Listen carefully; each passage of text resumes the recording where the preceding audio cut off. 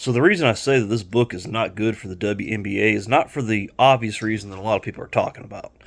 Now, this book will definitely paint the WNBA in a bad light from the standpoint of it shows that they were not prepared at all for Caitlin Clark, for her arrival, and for all the good things she brought with it. More fans, a lot more viewers, a lot more attention, something that the league and the players were woefully unprepared for, which is something that, quite honestly, is a blame that needs to be shared amongst the entire league. I mean, yes, the league could have done a better job preparing the players, but the players, at the end of the day, they've got to know better than to act the way they've acted. I mean, you have Caitlin Clark setting all these records as far as attendance and ratings as she's coming to the WNBA. Publicly, you welcome that with open arms, whether you're annoyed by it, whether you're looking at her and like, man, I can't stand her, whether you want somebody like her in your league or not, you're going to make money, you say, yeah, this is awesome. Caitlin's coming in. This is a good thing. Hope a lot of people that are tuning in to see her, watch her Iowa, are going to watch her in the WNBA. And hey, by the way, while you're watching the WNBA, check out this team too. This is the date when she plays our team. Check us out. You might. I think you'll like what you see. You're welcoming of the people that come in. It's simple stuff, really. I would think, but and obviously, that Christine Brennan in this book points it out, and it does paint the WNBA in a bad light as far as being incompetent, but it's stuff we already knew. I mean, I'm only about halfway through the book. I think I'm like 140 something pages out of 240 something pages through. I think I just finished chapter 12. I think there's 6 more chapters left. I got it yesterday. I'm not a fast reader, as you might be able to tell by the way I talk and do these videos. But the fact of the matter is, my biggest takeaway from this from the first half of the book is that Christine Brennan, the author of the book, is very much pro women's sports, and she really omits a lot of the.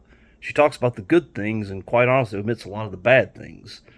She talks about the history of the WNBA and the fact that they've had difficulty drawing audiences. Well, she's not mentioned the fact that they've never made a profit. They've never made money. They've averaged losing $10 million a year, which is a lot, and the NBA pays that off for them every year. We're not talking about just a one-time $10 million bailout, which would be bad enough as it was, because no other league would get that. But I mean, the fact that they're just carried year after year to the tune of 10+ million. She doesn't even talk about that. She talks about Title IX, the law where universities have to spend as much money on women's sports as men's sports, like it's John 3:16 from the Bible. I mean, it's like her sole salvation, the reverence for which she speaks of it and talks about it. And I was going to say, in my personal opinion, Caitlin Clark was going to make it with or without Title IX. Somebody with her personality and her skill set, somebody was going to, if they had to create a league for her, which I think some people would be willing to do now. The WNBA is another reason why they need to get their shit together, because I mean, people can make money off of Caitlin Clark. The WNBA does not know how, and it's just every day it's potential money made just going down the drain. And I'm sure it's making a lot of people itchy to get their hands on her and to create their own league for her, which would make money. But all this we already knew, and that's the thing. That's what I'm saying. This book doesn't really expose anything we didn't already know. Obviously, she goes a little bit more behind the scenes for her Olympic snub from the 2024 women's national basketball team that we all knew was a stupid and horrible mistake at the time. Obviously, I haven't got to this part of the book yet, but I've read the excerpts where they talk about Dejanay Carrington and Alyssa Smith going crazy and acting very unprofessional at their place of work, which, I mean, anybody who didn't think that probably happened at some point in time wasn't paying very much attention. I'm glad she, pointed that out, but at the same time, I don't think anybody was surprised to hear that. And obviously, I know she's going to go into talks about, some of the WNBA officials she's talked to who didn't understand what was getting ready to happen, which, I mean, again, I'm not, this is stuff I think we probably knew was going to happen. But what the WNBA needs to realize is this is somebody that has really glossed over a lot of the bad in the WNBA and women's sports history and only talked about the good. She's absolutely not talked about the fact that women's sports in general just don't make money. And this is somebody who's very, very pro women's sports. And if she's calling you out in a book for your incompetence, what do you think's going to happen when people that are not apologists for women's sports and are start talking about this, when those documentaries start getting made? Because make no mistake, this book is just the first. This is the first of a lot of books and mini series on Netflix and sports documentaries. They'll probably all be called the Caitlin Clark Effect. Just talking about how the league has just bungled this golden opportunity and how pathetic the WNBA has been for their existence, as far as, never making money, never, drawing much of a crowd or an audience outside the first few years when it was kind of novel. And Cheryl Swoops was in commercials with Michael Jordan or being supported by the Jordan brand. I can't remember exactly how that worked, but back in, the WNBA came about during basketball's heyday when Michael Jordan was at his absolute highest as far as drawing money. The last three-peat with the Bulls, the second three-peat, I should say, where he broke all the ratings records himself for any basketball. And, he just, that was a good time to be associated with the NBA. Now, not so much, but yet they've still survived because the NBA keeps paying them off, or paying off their losses, which is over $10 million a year. And so what's going to happen when all this starts getting exposed and people really put together just how bad this organization's been for so long? I mean, and even just reading the book is the reason. I mean, I probably would have finished it if I was more interested, but it's almost exhausting at times just reading how badly they bungled. And I'm not knocking Christine Britton for that, but she's just telling it like it is. But when you really kind of put together the totality of just how badly they bungled every single situation of Caitlin's, it's pretty crazy. And like I said, sometimes I just had to put the book down. It's like, I can't take any more of this incompetence. I'm gonna go do something valuable with my time. I'll go play video games, So that's like I said. So if you got somebody like this making a book, which I really think for her is one of those you've got to do better type deals. I think it's almost like a motivational speak. Like, look, here's a picture of you guys. And quite honestly, it's a flattering picture. She didn't say that, but I mean, it's a very flattering picture, honestly.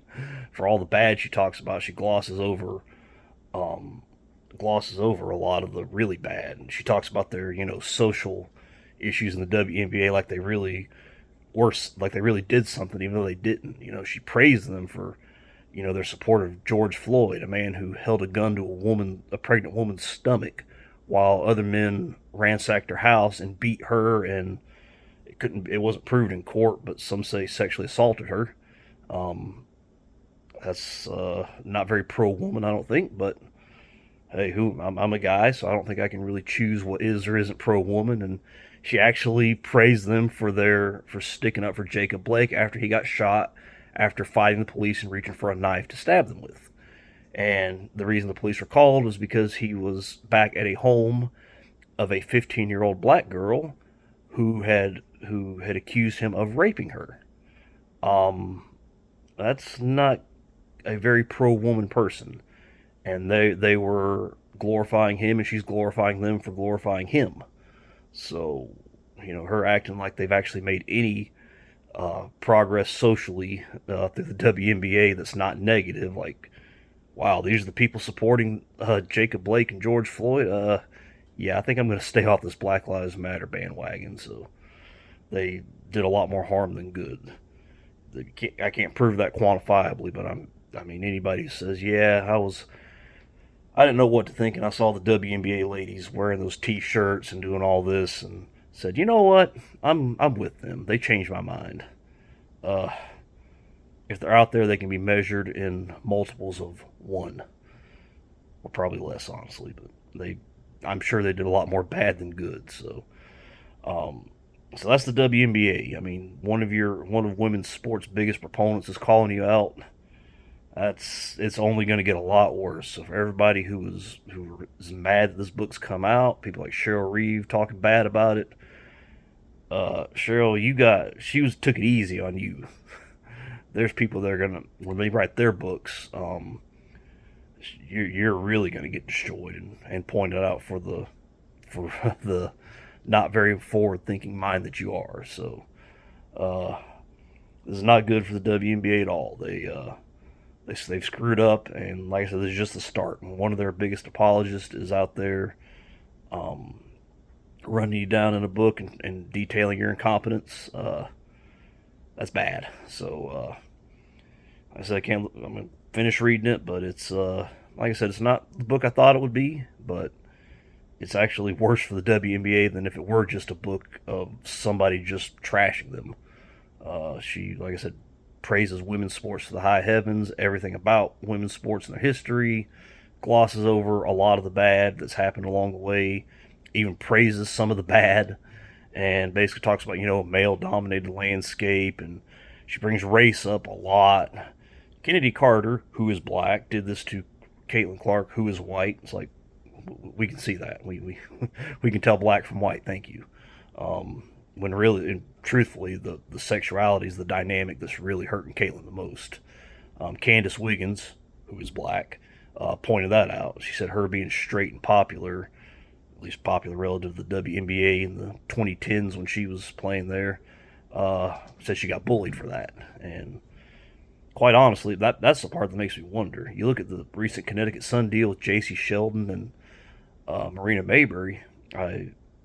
I kind of joked about it in a post, but if you look at that, they after poking Caitlin Clark in the eye, J.C. Sheldon walks up and bumps into Caitlin pelvis first, front part of the pelvis first, and Caitlin walks away, and then Marina Mayberry walks up and hip checks her with the front part between her hips first. It clearly shows that's the part that's making contact with Caitlin, trying to hit her in the same spot.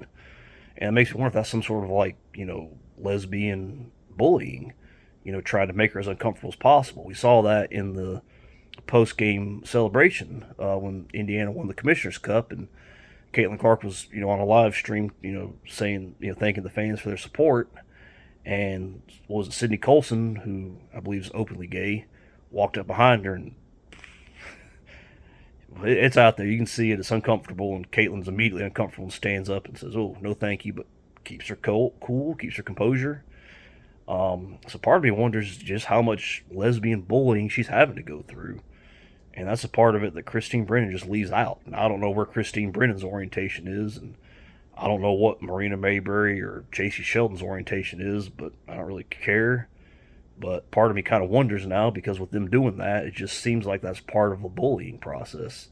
They're trying to make her as uncomfortable as possible, and doing that in a very sexual manner, which, by the way, is sexual harassment and, quite honestly, sexual assault. But we'll leave it with that. So it'll be interesting to see where it goes from here. But buckle up, WNBA. If you thought this was bad, it's only going to get a lot worse. So thank you guys for watching. I'll talk to you later.